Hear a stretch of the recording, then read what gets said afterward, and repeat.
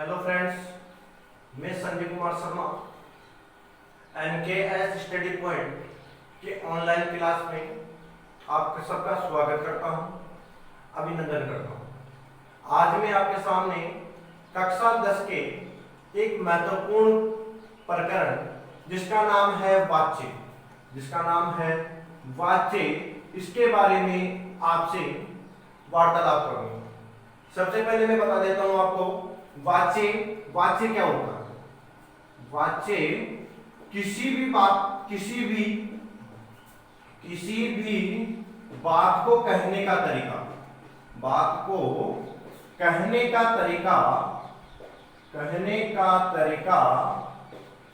ही वाच्य कहलाता है। वाच्य कहलाता है, यानी वाच्य की परिभाषा आपके सामने है। किसी भी बात को कहने का तरीका वाच्य कहलाता है। वाच्य अपने 3 प्रकार के होते हैं। पहला है कर्तृवाच्य, दूसरा है कर्मवाच्य और तीसरा है अपना भाववाच्य। यानी हम ये कह सकते हैं कि कर्तृवाच्य में कर्ता की प्रधानता होगी, कर्मवाच्य में कर्म की प्रधानता होगी और भाववाच्य में भी कर्ता ही प्रधान होगा। आगे हम चलते हैं इसमें कृतवाच्य, यानी कृतवाच्य में जो कर्ता होगा वह हमेशा प्रथमा विभक्ति का होगा। प्रथमा विभक्ति जो अपना कर्ता है वह प्रथमा विभक्ति का होगा। इसका जो कर्म है वह हमेशा द्वितीय विभक्ति का पाया जाएगा, द्वितीय विभक्ति।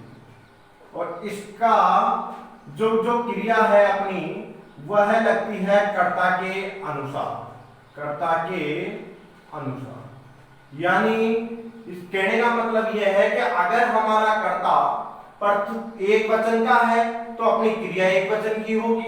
अगर हमारा कर्ता द्विवचन का है तो क्रिया द्विवचन की होगी, और कर्ता अगर बहुवचन का है तो हमारी क्रिया भी बहुवचन की ही होगी। यानी मैं कह सकता हूं जैसो अपनो कर्ता वैसी अपनी क्रिया, जैसी अपना कर्ता होगा वैसी ही अपना क्रिया होगा। इसमें देखो कर्मवाच्य में 2 सकर्मक भी हो सकता है और अकर्मक भी हो सकता है। सकर्मक भी हो सकता है, अकर्मक भी हो सकता है। तो सकर्मक क्रिया कौन सी होती है? जिसमें कर्म हो। और अकर्मक क्रिया कौन सी होती है? जिसमें कर्म नहीं हो। सकर्मक जिसमें कर्म होगा। तो मैं आपको बता रहा था कर्मवाच्य में सकर्मक क्रिया भी सकर्मक हो सकता है या अकर्मक हो सकता है। सकर्मक जिसमें कर्म की प्रधानता होगी और अकर्मक जिसमें कर्म प्रधान नहीं होगा। अब आगे हम चलते हैं तो अपना आगे वाला आता है कर्मवाच्य। कर्मवाच्य में जो अपना जो कर्ता होता है वह होता है तृतीय विभक्ति का। इसमें जो कर्म है वह हो जाएगा अपना प्रथमा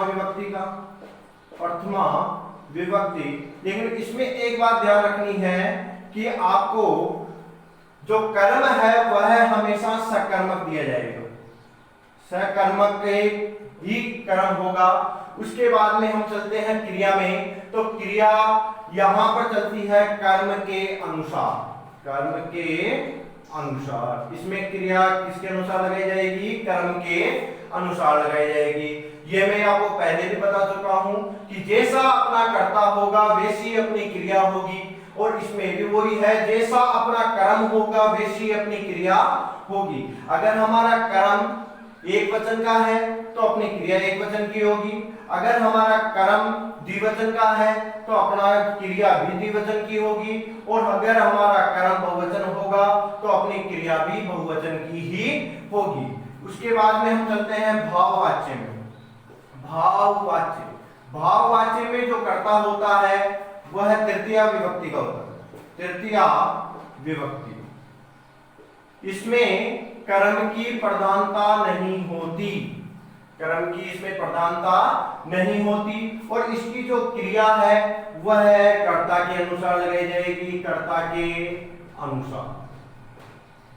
लेकिन इस भाववाच्य को एक बार और देखें, तृतीय विभक्ति, यहां विभक्ति तृतीय विभक्ति होगी।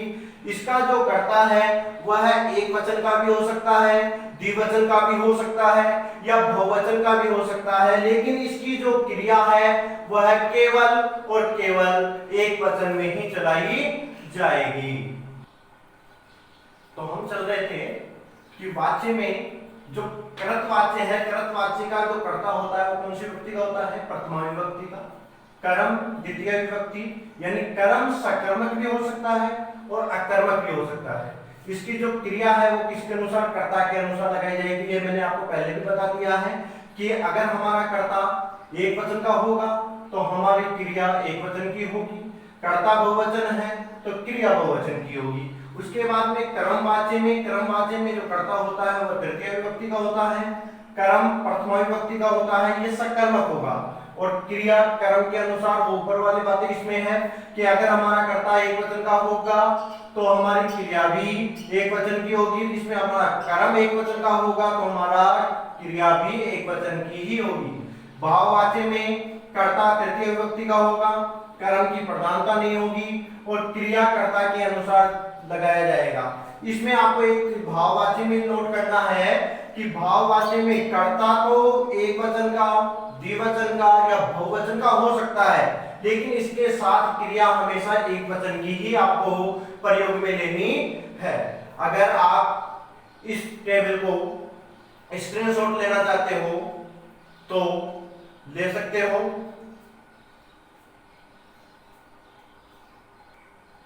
हाँ तो दोस्तों, हम इसमें थोड़ा आगे बढ़ते हैं, और आगे बढ़ते समय यह केवल लट लकार में ही इसका प्रयोग पूछा जाएगा।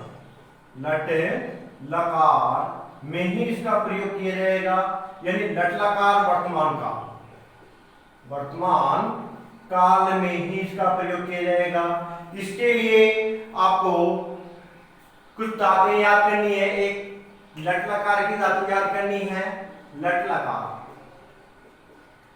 लट लकार की धातु में एक वचन, द्विवचन और एक बहुवचन।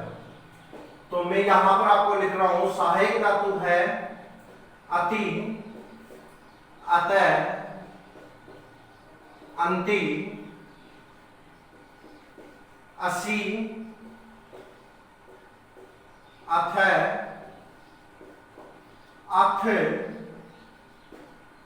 आमी, आवे और आमन। यह आपका लट लकार का रूप है। अति, अतः, अंति, असि, अतः, अथ। एक में विसर्ग लगाना है, एक में विसर्ग नहीं है, तो इसको बोलते हैं अथ और इसको बोलते हैं अथ। आमी, आवे, आम। और इसके साथ एक धातु और करनी है आपको, वो भी लट लकार में हो गई, लट लकार। यानी इसमें बोला गया है कि मूल धातु से धातु में यह जोड़कर, मूल धातु में यह जोड़कर आत्मनेपदीय धातु में उसके रूप चलाने हैं। मूल धातु में यह जोड़कर, इसमें मूल धातु जैसे पट धातु है अपनी, पट धातु में आपको यह चलाना है, यह तो जोड़ना है, तो ये तो बन गया अपना पठ ये, और इसमें आत्मनीय पद में चलाना है तो इसमें ते लगेगा, तो ये बन गया अपना पठियते, पठियते। तो इसमें मूल धातु में आपको क्या जोड़ना है? ये जोड़ना है। इसके बारे में अपने ये चलता है आत्मनेहि पदे, आत्मनेहि पदे। इसमें अपन देखते हैं एक वचन, द्विवचन और एक बहुवचन। इसके रूप अपन चलाते हैं यते, यते, यन्ते, यसे, यथे, यध्वे, ये, यावहे, यामहे।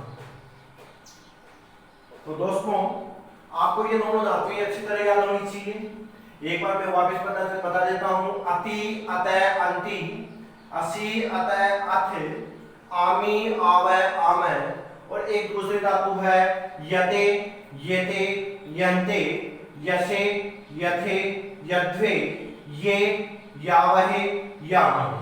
यह आत्मनेपदीय धातु, आत्मनेपदीय धातु है। यानी आत्मनेपदीय धातु वो होती है जिसके नीचे आड़ी रेखा होगी। ऐसी धातु जिसके नीचे आड़ी रेखा होगी वह आत्मनेपदीय धातु कहलाती है।